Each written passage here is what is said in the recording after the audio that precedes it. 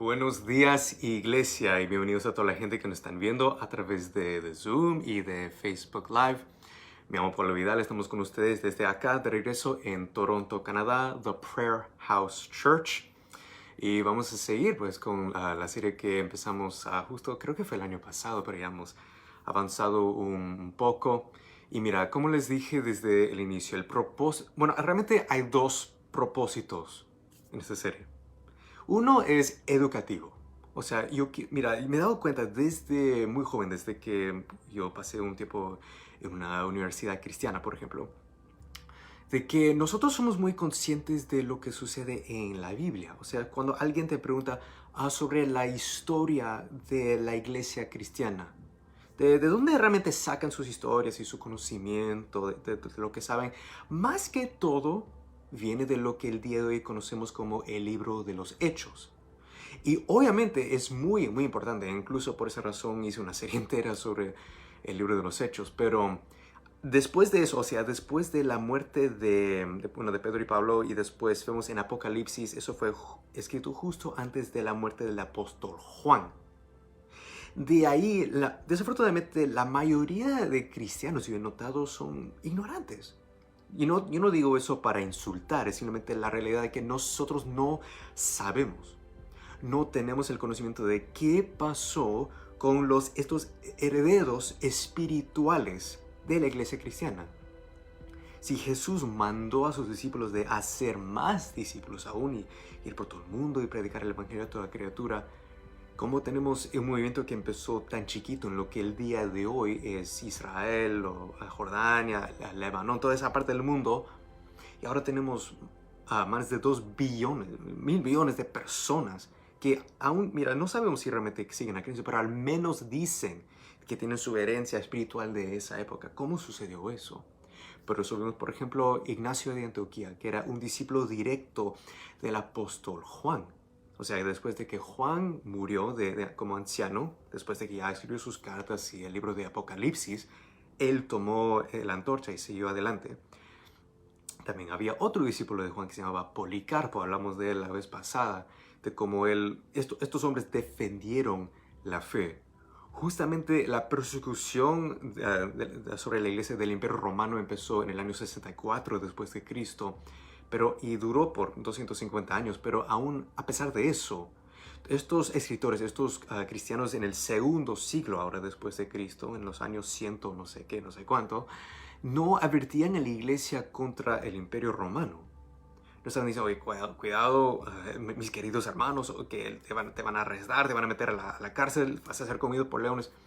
Y ellos estaban mucho más preocupados por no por la persecución, sino que se preserve la fe.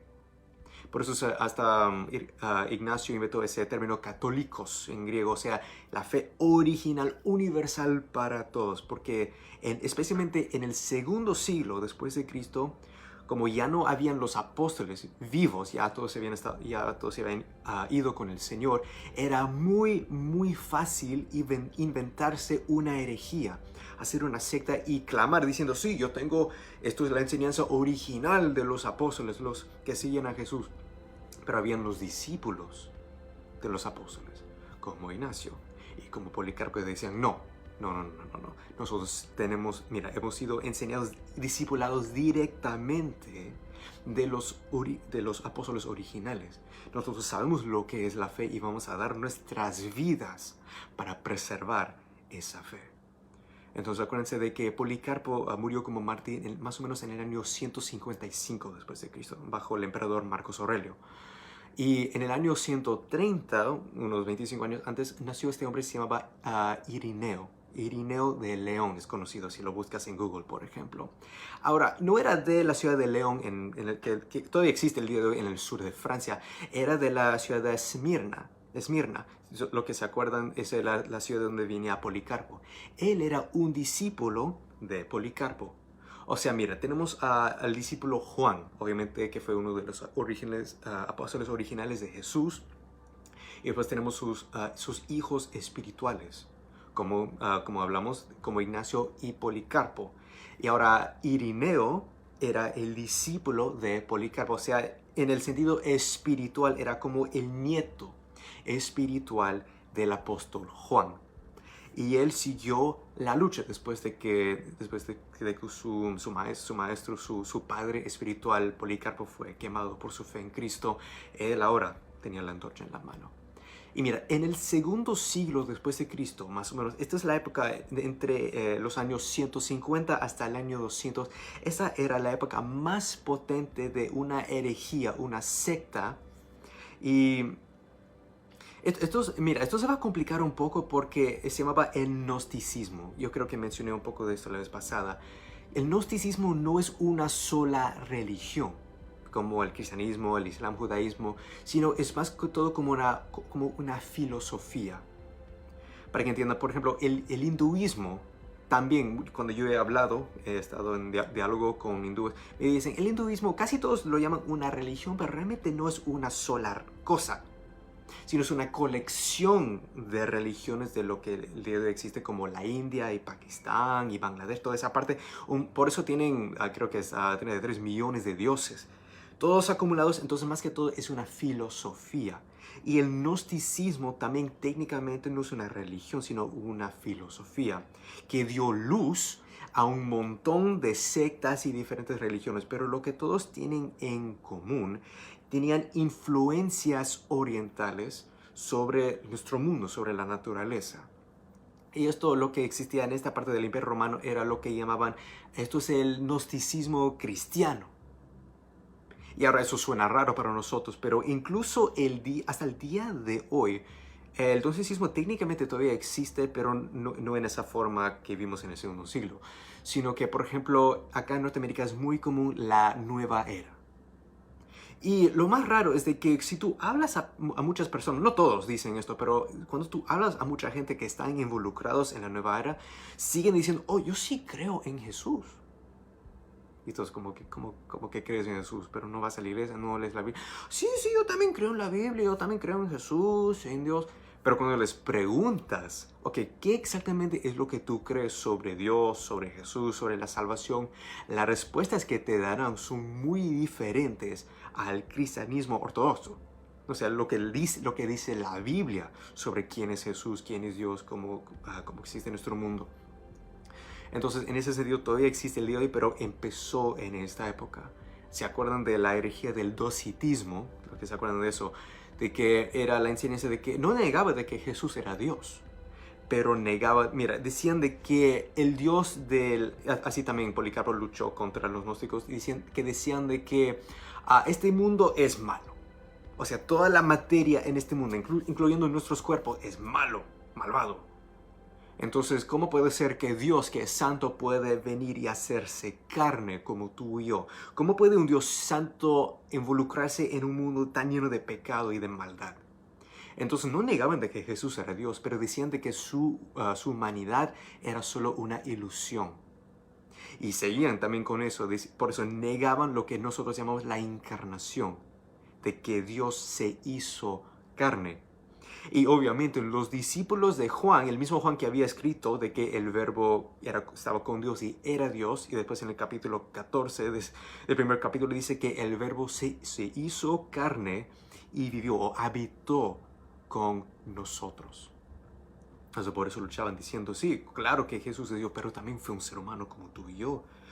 Podías tocarlo, podías abrazarlo, reírte con él. Él comía, dormía, sentía cansancio como cualquier otro. Por eso incluso dice en el Nuevo Testamento de que Jesús fue como nosotros en todo menos pecado. Entonces por eso los estamos educando sobre esto, porque aunque por el hecho que estas herejías existían casi 2000 años atrás, todavía vas a ver muchos aspectos de estas herejías existiendo en el día de hoy, en el siglo XXI. Y muchas veces cuando ustedes están en diálogo con personas que no están salvos y que muchos que van a decir que creen en Dios o que creen en Jesús, su definición de lo que es Dios y quién es Jesús va a ser muy diferente. Y los lleva a la condenación. Porque como hablamos de la vez pasada, de que había gente que negaban la humanidad de Cristo. En el futuro, obviamente no vamos a hablar sobre eso el día de hoy, pero en el futuro hay gente que hacen lo opuesto, que niegan de que Jesús era Dios. Pero vamos a hablar de eso en otro domingo. Ahora, en esa época, el gnosticismo, si tú le preguntabas a alguien que era gnóstico, que también decía, oh sí, yo también creo en Dios, creo en Jesús, dices, o sea que tú también crees, bueno, vamos a empezar desde el inicio, la creación de que nuestro Dios es santo y que creó el universo, creó los cielos y la tierra, creó el ser humano en su imagen y su semejanza. Ahí te paran. ¿Por qué? Dicen, sí, pero este mundo no fue creado por el mismo Dios que es Jesús. Todo lo que existe en este mundo es malo. Todos nosotros somos seres espirituales. ¿Estarías de acuerdo? Bueno, sí y no, pero depende de cómo defines esos términos. Bueno, dice así, todos nosotros somos seres espirituales, somos unidos con Dios. Eso es una filosofía que se llama panteísmo o pananteísmo en otra filosofía griega. O sea que todos nosotros, en el sentido espiritual, todos somos parte de Dios. Y si me están mirando con una cara así como, ¿qué es esto? ¿Ves aspectos de esto en religiones del día de hoy? Por ejemplo, algunas sectas del hinduismo y también en el budismo. Si han escuchado, por ejemplo, sobre el karma, de que hay que acumular buena karma, tratar de no acumular mala karma y tratar de comenzar. La razón por eso, y también esto existía en el gnosticismo, esto es la filosofía de que como todos nosotros somos partes de Dios, estamos en este momento, en este mundo malo, malvado, somos seres espirituales, partes de Dios atrapados en cuerpos humanos. ¡Wow! Es un concepto muy interesante. Pero después la pregunta sería, ok, bueno, si eso es cierto, ¿cómo entonces escapamos de estos cuerpos? ¿Cómo se supone que estamos atrapados? Y el propósito de nuestra existencia es tratar de escapar y unirnos a Dios o a lo sobrenatural. Por ejemplo, en el budismo, la ilustración que siempre dan es de que imagínense un océano. Ese océano es Dios. Y cada persona es como una gota de agua. Y si tú acumulas buena karma, buenas obras y sigues las enseñanzas del Buda y todo eso, al final puedes escaparte de este cuerpo humano que está lleno de maldad y todo eso, y puedes unirte, así como una gota se une al océano. Y ya ni siquiera puedes identificar esa gota específica, porque tú has sido unido con el mundo espiritual, con lo que llamaríamos Dios. Entonces el gnosticismo también tenía un concepto así muy, muy parecido. Probablemente tomaron unas inspiraciones de esas religiones orientales y decían, ok, si esto es cierto, entonces, ¿qué es el propósito de Jesús? ¿Para qué Jesús vino y nos enseñó que el reino de Dios está viniéndose, de que nosotros tenemos que arrepentir de nuestros pecados, y encima Él tomó los pecados del mundo sobre sí mismo, resucitó y Él ofrece vida eterna a todos aquellos que creen en Él? Dicen, no, mira. Todos han entendido mal a Jesús. Jesús vino para enseñarnos cómo escaparnos, o sea, para mostrar de que cada uno de nosotros somos Dios. Jesús dijo que era Dios, claro que lo dijo y lo era, pero nosotros también. Y ya me di cuenta, ustedes no son cristianos. Están parte de este panteísmo que creen de que básicamente que todos somos Dios, de que Jesús simplemente era un ejemplo para nosotros, para poder escapar de este mundo, y a través de gnosis, de ahí viene la palabra gnosticismo. Gnosis es la palabra griega por conocimiento. O sea, solo el camino a la salvación no es a través de Jesucristo, a través de su muerte y resurrección, sino a través de un gnosis, un conocimiento único que solo puedes obtener si tú te unes a esta secta gnóstica. Ahí puedes tener diferentes rituales y actos para poder escaparte de este ciclo de siempre estar reencarnando en estos cuerpos humanos, poder escaparte y finalmente ser libre en el mundo espiritual. Y ese concepto todavía existe el día de hoy, no solamente en esas religiones orientales, pero también incluso en la nueva era. Me sorprende la cantidad de gente que están involucrados en la nueva era, que dicen que son, al menos en un sentido, que dicen que yo también soy cristiano. Y, por ejemplo, hay muchos youtubers que dicen, sí, sí, yo soy cristiano, pero también soy hindú, también soy musulmán, también soy esto. Por ejemplo, Mahatma Gandhi, si se acuerdan de él, él tenía una filosofía algo así parecido. Él decía, yo soy todas las religiones, porque al final del día todos somos iguales, todos necesitamos alcanzar a Dios. Y dice, ok, bueno, ¿quién es Jesús? Jesús dijo que era el único camino hacia el Padre. Y decía, bueno, sí, él tenía un camino y muy bueno, pero ustedes cristianos no son como tú, Jesús. Jesús era bueno, ustedes son malos, no siquiera. Yo soy el verdadero cristiano, no ustedes. Arrogante, pero esa era la filosofía que tenían. No es algo nuevo, existía incluso también en el segundo siglo después de Cristo. Entonces, Irineo, que había sido como discípulo de Policarpo, que había sido instruido directamente por el apóstol Juan, él escribe un libro llamado Contra herejías.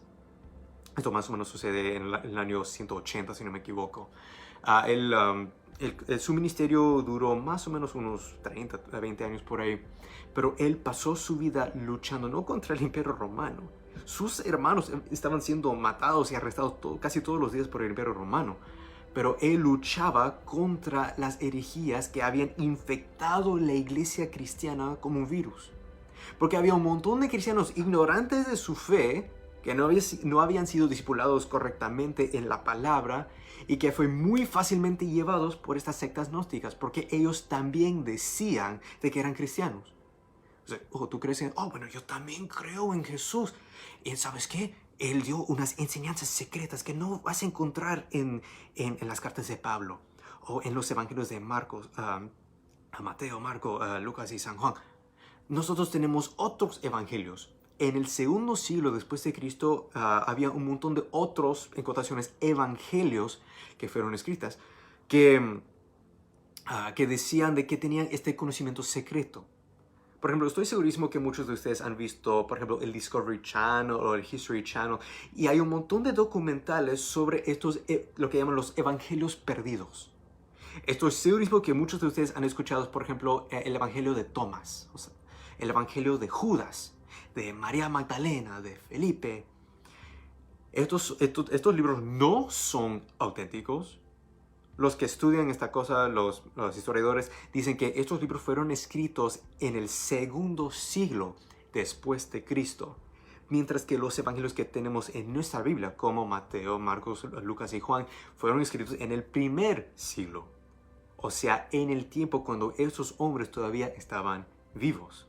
En el caso de Lucas, él no fue un discípulo de Jesús, pero lo que sí sabemos de los historiadores es de que invirtió tiempo para entrevistar a la gente que sí conocían a Jesús en persona, incluyendo a María, la mamá de Jesús. Entonces, por eso su evangelio es auténtico. Aunque él mismo no fue testigo, él sí tomó el tiempo para entrevistar y tomar nota de gente que sí conocían a Jesús en persona. Pero los evangelios en cotación, el evangelio de Tomás no fue escrito por el apóstol Tomás. El evangelio de Judas, peor todavía, pero tampoco fue escrito por Judas. Estos son fabricaciones, son falsos, fraudes, pero fueron tomados como auténticos por los gnósticos, diciendo esto es conocimiento secreto. Y ese espíritu, ¿qué había dicho? Mira, justamente ¿qué había dicho el apóstol Juan y también su discípulo Ignacio? Cuidado con cualquier espíritu que niega de que Jesús vino en carne, de que Dios se hizo carne. Cualquier espíritu que te trata de predicar un evangelio diferente, incluso un ángel, como dice Pablo en Gálatas, sean anatema. No son de Dios, incluso Juan los llama anticristos. Irineo también, con la antorcha en mano, seguía adelante. Y como esta gente creía, por ejemplo, ellos atacaban no solamente el evangelio de que Jesús vino para rescatarnos del poder del pecado y la muerte, pero desde el inicio decían de que Adán simplemente era un producto de este mundo malo. O sea, no cayó por su libre albedrío y rebelión contra Dios, y por eso Dios tuvo que rescatar a la humanidad, sino que él simplemente no entendió. Que todo esto es un mal entendimiento. Y simplemente la gente que se pierde simplemente porque no saben su potencial, que pueden ser Dios. Irónicamente, eso fue la frase que usó la serpiente Satanás para hacer caer a Adán y Eva. Si ustedes comen de esta fruta, sí, yo sé que Dios lo prohibió, pero la razón por la que los prohibió es de que Él sabe de que si ustedes comen de esta fruta, ustedes pueden ser como Dios, conociendo el bien y el mal, así como Él también lo sabe. Esa tentación de querer ser Dios es lo que llevó al ser humano a la pérdida, lo que nos llevó bajo el poder del pecado y la muerte, porque nos separó de la santidad y la vida que solo Dios puede dar. Entonces, cuando Irineo escribió su libro Contra herejías, él obviamente no solamente estaba escribiendo de su perspectiva, él estaba tomando de lo que nosotros conocemos como el Antiguo y el Nuevo Testamento. En esta época la Biblia no estaba completo, o sea, como Antiguo y Nuevo Testamento como lo tenemos el día de hoy, pero existía como separado, o sea, había gente que tenía el Tanaj completo, el Antiguo Testamento, eso sí, ya estaba completo hace rato, pero la gente también tenía las cartas de Pablo, las cartas de Juan, las cartas de Pedro, por ejemplo, y no estaban juntos, pero la gente siempre estaban distribuyendo, siempre estaban copiando, porque esto servía, alimentaba a la iglesia. No fue hasta unos siglos después de que lo ponían todos juntos, pero él tenía acceso a las cartas de Pablo. Vamos a leer, por ejemplo, esto es algo que él usó en contra de la herejía del gnosticismo, para decirte que el único camino a la salvación es solamente a través de Jesucristo. Mira, en un sentido tienen razón de que Jesús fue un ejemplo, pero no para que nosotros seamos Dios, sino para restaurarnos con Dios. O sea, Él deshizo el pecado que cometió Adán. Mira conmigo, esto es Romanos capítulo 5. Y Pablo obviamente está acá. Vamos a empezar desde el versículo 19. Dice acá: porque así como por la desobediencia de un hombre, está hablando de Adán, de un hombre, los muchos fueron constituidos pecadores. O sea, fue a través del pecado de Adán que cada persona acá heredó esa maldición espiritual del pecado y la muerte. Pero así también, por la obediencia de un hombre, un nuevo Adán, Jesús, los muchos serán constituidos justos. La ley se introdujo para que abundara la transgresión, pero donde el pecado abundó, sobreabundó la gracia. Para que así como el pecado reinó en la muerte, así también la gracia reine por medio de la justicia para vida eterna, mediante Jesucristo nuestro Señor. Ahora, eso es el Evangelio. ¿Eso suena como el gnosticismo? El gnosticismo está enseñando de que Jesús vino para deshacer, para destruir el poder del pecado y la muerte y restaurarnos en una relación con Dios. No. Está diciendo que nosotros somos Dios. Así cayó el hombre, queriendo ser Dios en la posición que Dios solamente tenía. Está diciendo, no, nosotros fuimos perdidos en nuestros pecados. No teníamos ninguna esperanza, no hay nada que nosotros podíamos hacer para alcanzar la gloria de Dios. Cuando tú lees todo el libro de Romanos, ese es el punto que está haciendo Pablo. Y Irineo tomó eso y lo puso en su libro Contra herejías, en contra del gnosticismo, para también advertir a la iglesia: tengan cuidado con estos hombres, que son lobos vestidos de oveja, queriendo llevarte, que ellos dicen que son cristianos, dicen, oh, yo también creo en Jesús, pero no creen en el mismo Jesús que tú y yo. No creen en el Jesús verdadero que conoció mi abuelo espiritual, Juan. El verdadero Jesús vino para deshacer esta maldición del pecado y la muerte que fue causado por Adán y Eva, que sigue hasta el día de hoy. Y sí, es cierto de que este mundo es corrupto, ha sido contaminado por el pecado y la muerte, pero el propósito de esta vida no es simplemente de escapar para hacernos Dios. Dios va a crear un nuevo cielo y una nueva tierra. Él va a restaurar lo que se perdió en el Edén, pero es a través de Él, su esfuerzo, su muerte en la cruz, su resurrección, no de nosotros. Entonces por eso dice que el Hijo de Dios se hizo hombre para que nosotros, seres humanos, podríamos hacernos hijos de Dios. Eso refleja lo que había dicho su abuelo espiritual, Juan, de que todos aquellos que creyeron en Él, que fueron llamados por Él, ellos fueron dados el derecho de ser llamados hijos de Dios.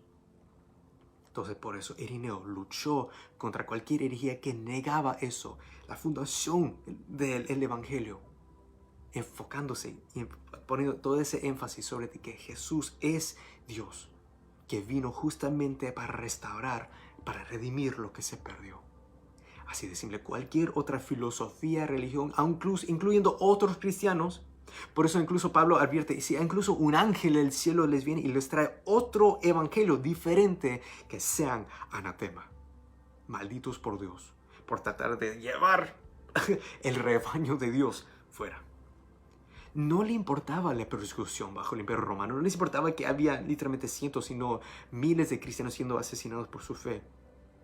Lo importante, ¿para qué? ¿Por quién están muriéndose? ¿Por quién están dando sus vidas? Incluso los historiadores dicen de que los gnósticos cristianos tenían la reputación de ser mártires terribles. O sea, cuando estaban bajo la presión, cuando estaban, por ejemplo, como hablamos la vez pasada, de que la gente estaban obligados a adorar al emperador romano como Dios. Cuando ellos estaban en esa posición que tenían que dar incienso como un acto de adoración ante el emperador o morir, era muy difícil para los gnósticos morir como mártires. Les costaba. ¿Pero por qué exactamente? Porque no conocían al Dios de lo cual ellos supuestamente creían. Tú no puedes amar, tú no puedes dar tu vida por alguien que no conoces. Irónicamente, su movimiento se llama conocimiento, gnosticismo. Pero como era un conocimiento secreto, como decían los líderes gnósticos, no sabían por quién están muriéndose. Los que sí daban su vida eran gente, yo conozco quién es mi Dios. Yo conozco que este es un Dios que se humilló, mira, así como dice Pablo en Filipenses capítulo 2, que se humilló, Él tomó la forma de un siervo, hecho en nuestra semejanza como ser humano. Y Él, mira, para deshacer como desobedeció a Adán, el desobedimiento de Adán, Él sí fue obediente hasta la muerte en una cruz. Y Irineo también pone este énfasis de Jesús como el nuevo Adán. Porque mira, el mundo cayó en pecado por esto. Era como una fórmula.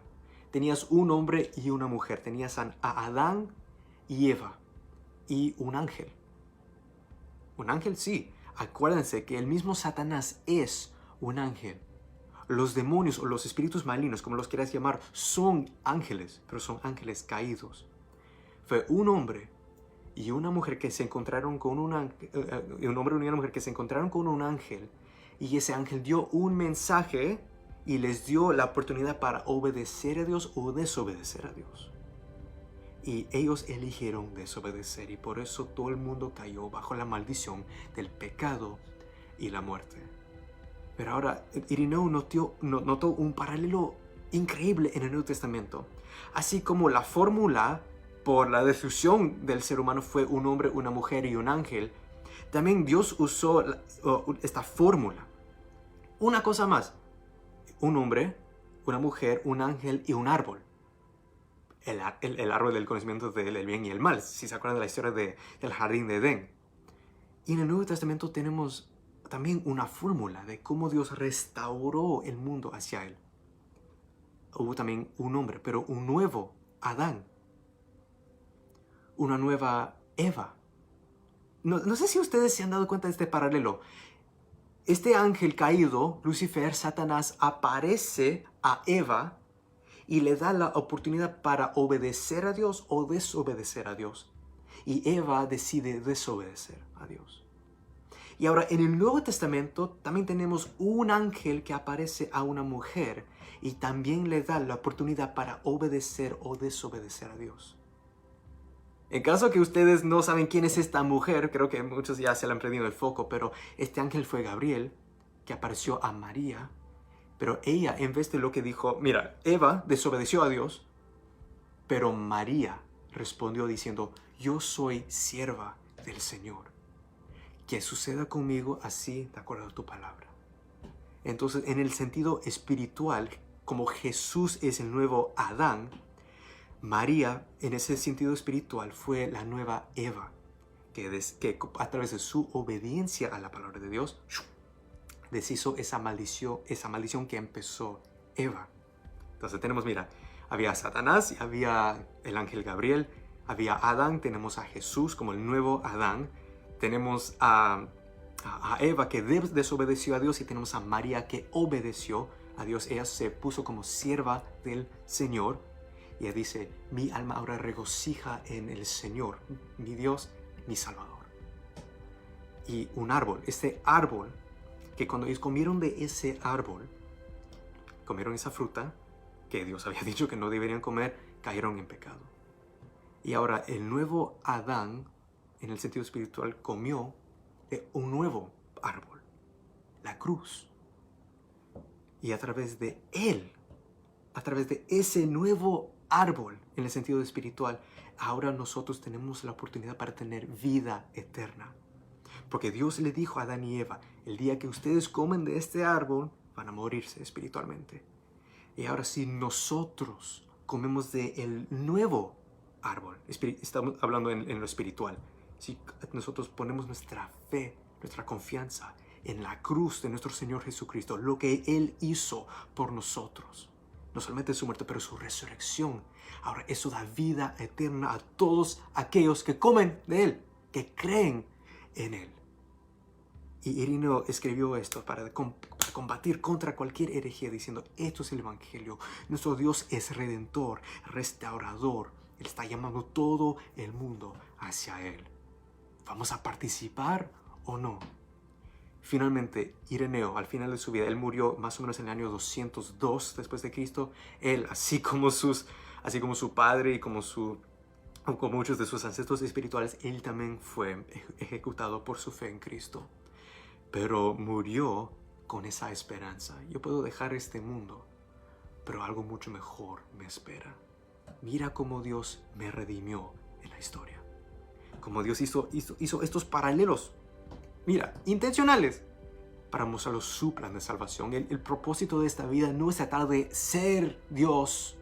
Tú no lo puedes hacer. Solo hay un solo Dios. Y un solo mediador entre Dios y el hombre es Jesucristo. El propósito de nuestra vida es ser restaurados a Él. Pongámonos en sus manos. Mira lo que Él ya hizo por ti y por mí. Él ya se fue a la cruz por ti y por mí. Y a través de su resurrección, Él ofrece a cada uno que cree en Él vida eterna. Entonces, como siempre, vamos a dar esta oportunidad para todos aquellos que quieren unirse a Cristo.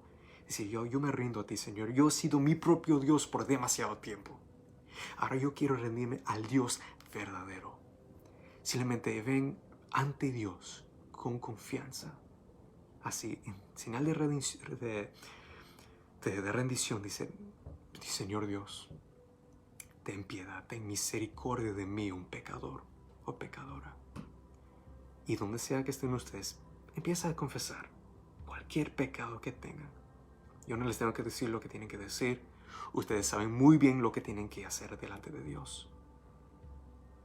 Si nosotros confesamos nuestros pecados, así escribió el abuelo espiritual de Irineo, si nosotros confesamos, nuestro Dios es justo y fiel.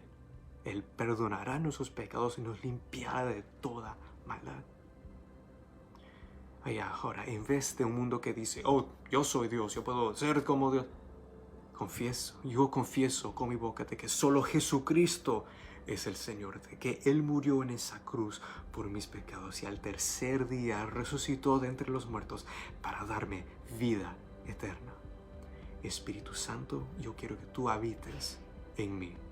Dame una nueva vida.